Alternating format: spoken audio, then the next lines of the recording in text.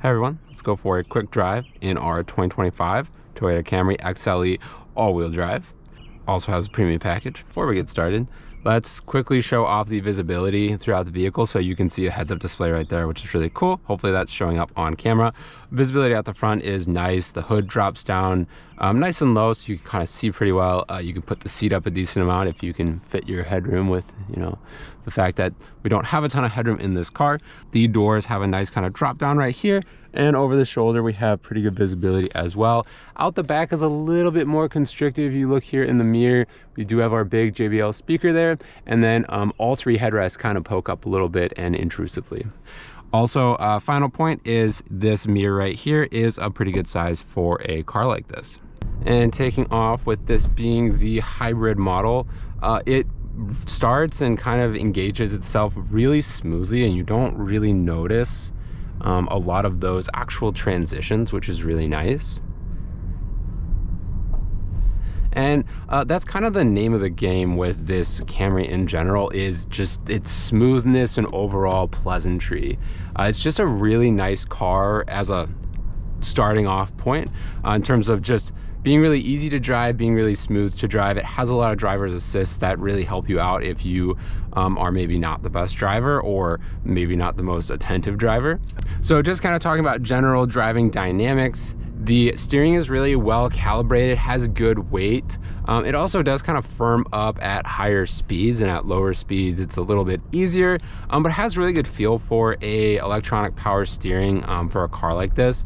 Comparatively to my old Mustang that I had, it's much lighter. It's much more kind of in the easy to maybe medium weight category, but still has enough weight to make you feel like you're driving a pretty substantial vehicle.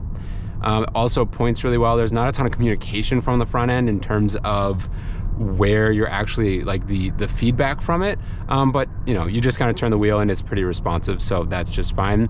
Also, having the all-wheel drive system, you really notice it when you're in roundabouts or making turns or other things like that, and also especially at lower speeds, going over speed bumps and other items like that. And it's not a ton of assist. I forget even what the power numbers are, something in the realm of like 20 horsepower or something like that, maybe even like 8 if I recall correctly, but it does its job and it definitely does help out.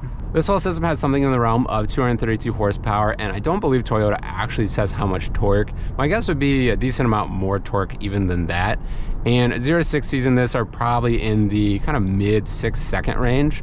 We do have some different drive modes. We have eco, we have our normal, and we do have sport mode. I have noticed a lot of things on like the forums and kind of Facebook groups around the eco mode zapping a lot of your electronic, a lot of like the AC and other items of that nature. Not crowd this biker here.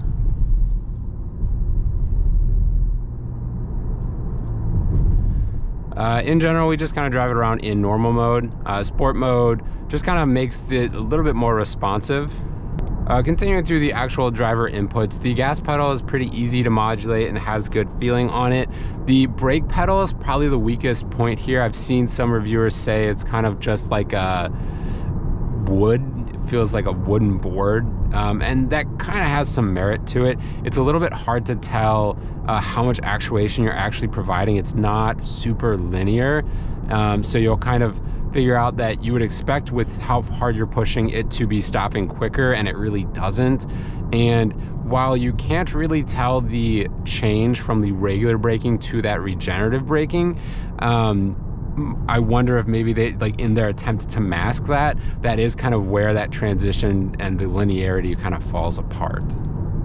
The heads-up display on this car is really nice, bright and vivid, sits right where you can see it. It is also really adjustable. It can go both up and down. You can also adjust kind of the pitch and tilt to it, which is a really nice touch. You can also adjust the brightness. If it's too bright, if it's not bright enough. Fantastic point. You can adjust the brightness and even have that adjust with settings such as when the car goes into the night mode, where it kind of dims this, dims your center screen. It also can dim that for you. I don't have any music that doesn't have a copyright, but the sound system is pretty good. When you tune it up a little bit, the stock settings are a little flat and lacking in the high range and low range especially, but in general, the mids of this car are really solid. You'll feel a lot of Whenever you're playing a song that has really good mid-range, you'll really feel that. And with some adjustments, you'll get pretty solid low end and high end as well. So I would definitely give it a really good rating. It's very solid. It's not the best system I've ever had in a base car, but for something like a Camry that's not the most expensive thing in the world, it is really good.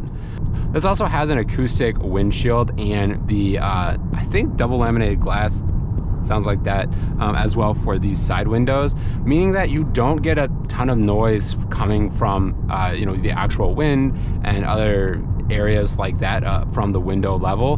However, you do still get a decent amount of a little bit more harshness of feeling that comes through the floorboard. So I think they could have done a little bit better with the sound insulation there.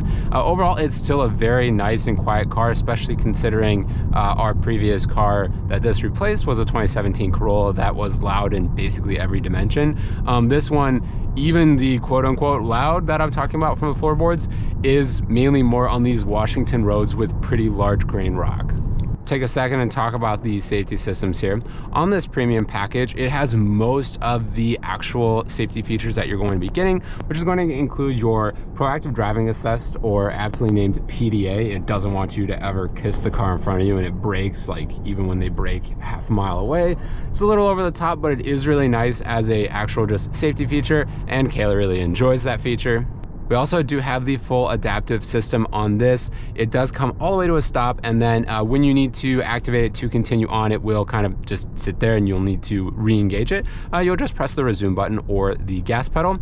The higher end Premium Plus package has a lower speed kind of traffic crawl mode. In addition, it has front and rear parking sensors, which would be really nice, and also a 360-degree camera system. Just from a driving comfort perspective, we do have our dual zone climate control here, auto for the actual steering wheel heating, which is really nice. And then we also have our heated and cooled seats. Thanks everyone, have a good day.